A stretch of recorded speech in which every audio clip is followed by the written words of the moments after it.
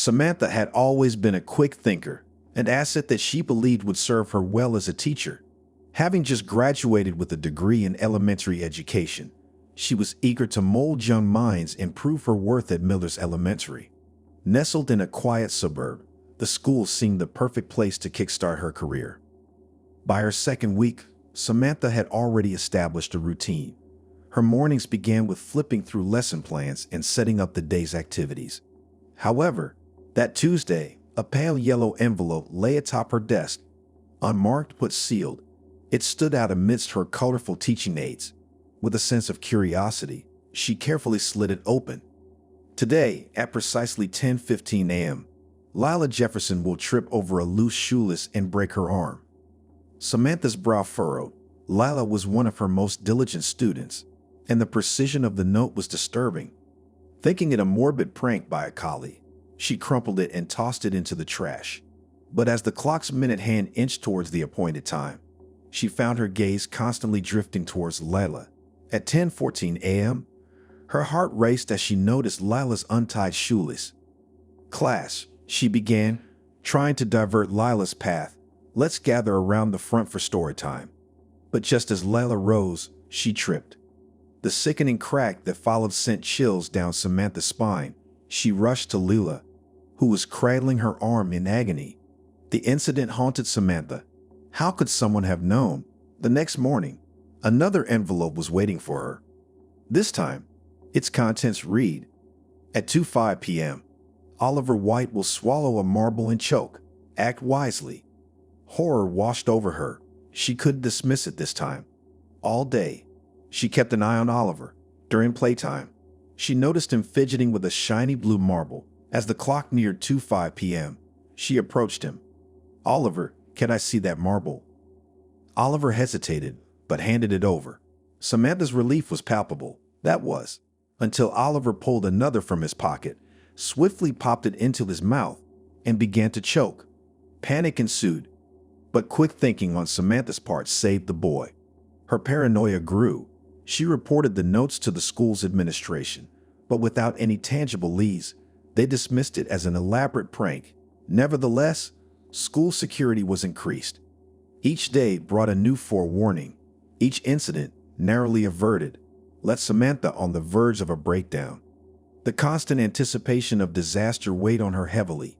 She began questioning her every move, doubting her choices. Late Thursday night, while grading papers in her dimly lit classroom, there was a soft knock on the door. Startled, Samantha approached cautiously. She found a note taped to the outside. "Tomorrow, during the fire drill at 11:00 a.m., Emma Grant will get lost. She will be found inside the janitor's closet, unconscious from inhaling cleaning chemicals." Samantha felt a chill. She decided to keep Emma close during the drill. The alarm's piercing wail the next day sent the children into a practice line. Samantha held Emma's hand tightly as they filed out. Once outside, she performed a head count, all present. Relief washed over her, but it was short-lived. The piercing wail of the alarm was replaced with Emma's piercing scream. Rushing inside, she followed the sound to the janitor's closet. Inside, Emma lay, pale and limp, amidst bottles of bleach and detergent. Samantha's heart raced as she pulled Emma out into the fresh air. Emma's shallow breaths gradually deepened, her color returning. The incident was the final straw. Samantha took a leave of absence, traumatized by the week's events. The police launched an investigation, but without concrete evidence, the case went cold. She moved to a different state, tried to start anew. The horror of that week faded, but its shadow never left her. Years later, Samantha attended a reunion at Miller's Elementary. The cheerful atmosphere was tainted with whispers of that terrible week. Some believed it was a ghost, others a vengeful student. Samantha, however, had tried to put it behind her. Late into the night, as the party wound down, she was approached by Mrs. Thompson, a teacher nearing retirement. In hushed tones, Mrs. Thompson confessed, "Samantha, I know who sent those notes." Samantha felt her heart in her throat. "Who?" Mrs. Thompson glanced around the dimming room and whispered, "Paul, a former student of mine. He was truly exceptional. Gifted, you might say. Tragically, he passed away just before you began teaching here. But how could Paul have sent those notes if he's no longer alive? Samantha questioned, confusion evident in her eyes. Mrs. Thompson took a deep breath, her gaze distant. That's the enigma. Paul had an uncanny ability to predict events, random occurrences. It was as if he had a sixth sense. Before he died, he often talked about a better world, a place he said he could glimpse into, where future events were known. Samantha leaned in, absorbing every word. And these notes? I believe Paul saw these incidents happening in this better world.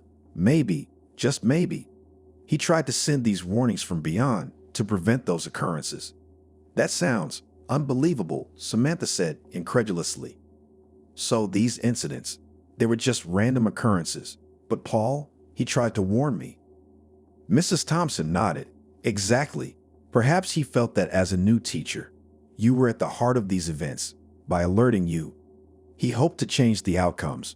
The weight of realization settled on Samantha. So, all this time, he was trying to help. Yes, Mrs. Thompson replied softly. He might not be with us in the way we understand, but his spirit, his essence, was trying to make a difference. The reunion dwindled as night deepened. Samantha left with a heavy heart, touched by the tale of a boy she had never met but who had tried to protect her. As she drove away from Miller's Elementary, she whispered a quiet thank you to the wind, hoping Paul would hear. As the owner of Downtown Cafe, I had seen my fair share of diverse clientele, from regular 9-to-5 office goers seeking their midday caffeine fix, to old friends catching up over a lunch special. Over the years, I developed a certain fondness for my regulars. This cafe wasn't just about business for me. It was a sanctuary. People came here with their secrets, their hopes, their griefs, and I made it my unspoken oath to respect and guard that privacy.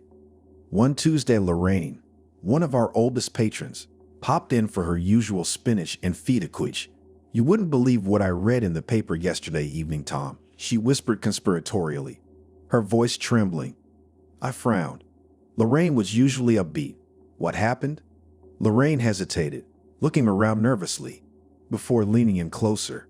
I was reading the evening news, and I found a story. A headline that quoted my exact words from lunch the day before about selling my late husband's collection of vintage cars. Maybe it's just a coincidence, I suggested. She shook her head. No, it was word for word. Even the bit about the blue Chevy he proposed in. No one else knew that, Tom. I was perplexed, but tried to assure her, thinking someone must have overheard her and casually mentioned it to a reporter as local gossip. But that was only the beginning. The next day, Patrick, a businessman who often met potential clients at my cafe, accosted me. Tom, he said, a vein throbbing in his temple. Did you read the paper last night? My merger plans, the ones I discussed over lunch here, they were in the headlines. Not even my board knew about it. Over the next few weeks, this bizarre phenomenon spiraled. Conversations held in hushed tones over lunch appeared as headlines by evening, each story revealing more personal details. Panic began to grip my regulars, their sanctuary violated. Many stopped coming, while others whispered fearfully, glancing around as if expecting a hidden camera to pop out. It was then I remembered a new face. A man, always in a gray trench coat, always sat at the farthest corner booth. He had become a regular over the past month, but he never spoke much or ordered more than a cup of black coffee, scribbling endlessly in his notepad. My gut churned with suspicion. One day, I took the initiative. Walking over, I made casual conversation, noting that his notepad had various phrases written down. They seemed disjointed, but they were eerily familiar. They were snippets from conversations around the cafe. You a writer? I asked, feigning casual curiosity. He looked up, startled. Oh, just a journalist trying to find stories in everyday chatter. His reply was too smooth, too rehearsed. My paranoia grew, but I kept my tone light. Interesting how the evening paper seems to be echoing the very same stories you find. The man smirked.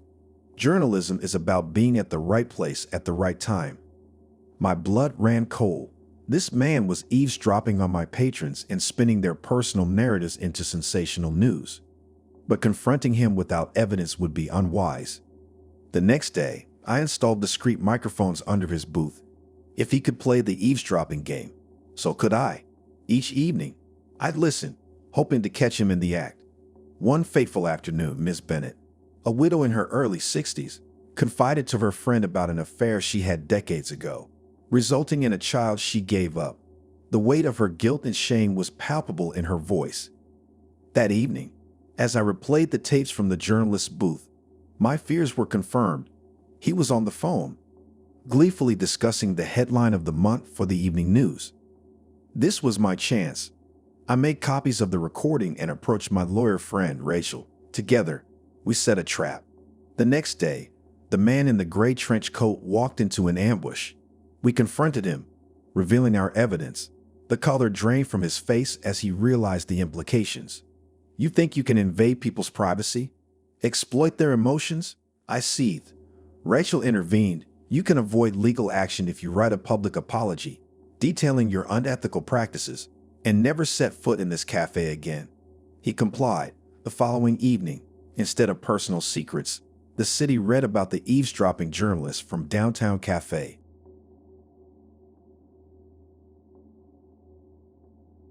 The weight of the world had doubled when Claire died.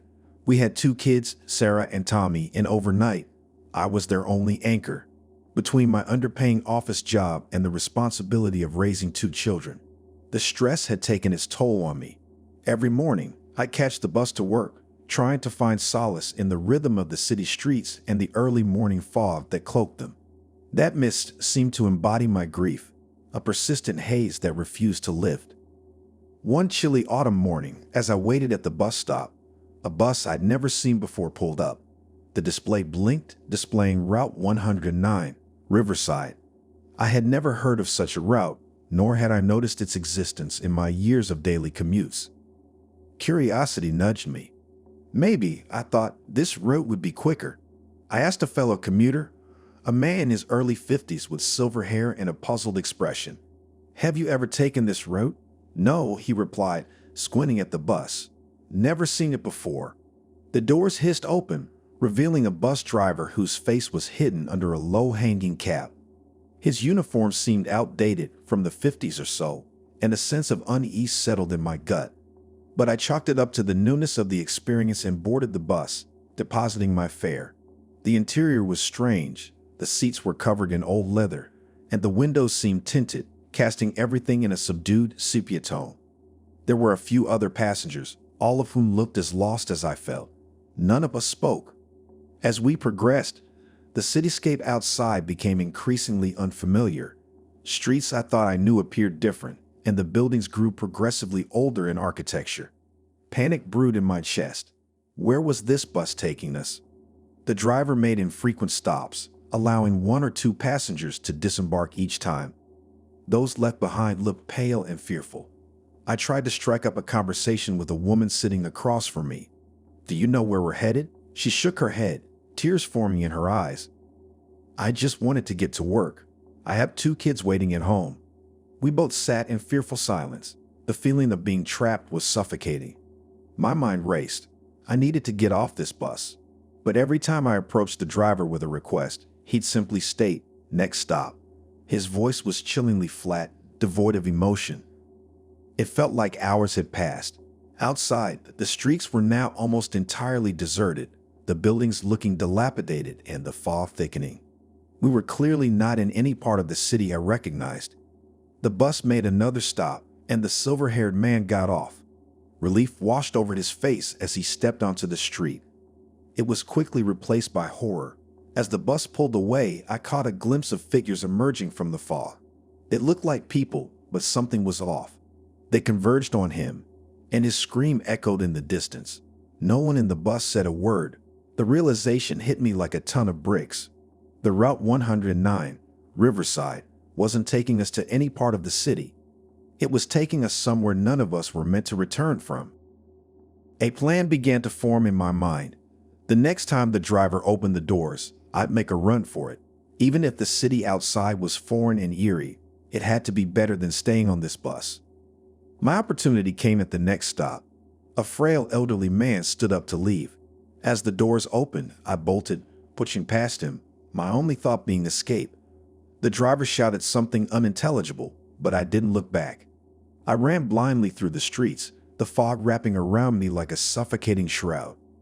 Echoes of footsteps reverberated behind me, were the figures from before chasing me. Finally, I reached what looked like a bus depot. In the distance, I could see a bus marked downtown. Gasping for breath, I boarded it, not caring where it was headed as long as it was away from Route 109. The new bus driver looked at me with sympathy. "Route 109, he asked. I nodded, still panting. "We've lost so many to that damned route." He explained that Route 109 had been discontinued decades ago after a series of disappearances. But every few years it would mysteriously reappear, preying on the unsuspecting. No one knew who the driver was or why he took people, but none who boarded it ever returned. I shivered, realizing how narrowly I'd escaped. Weeks later, as the trauma started to fade, I saw a familiar face on the news. The silver-haired man I'd seen on Route 109 was declared missing. My heart sank. The city had forgotten about the cursed route, and so it seemed, had I. One morning, as I took my usual bus, I noticed a mother with her 2 kids, looking confused. They were examining the bus map, trying to figure out their route. A chilling realization washed over me. They were waiting for a bus to Riverside. Without hesitation, I approached them. "Please don't take the bus to Riverside. It's not safe." The mother looked at me with puzzlement but nodded, perhaps sensing the urgency in my voice. As they walked away, I felt a small victory against the horrors of Route 109.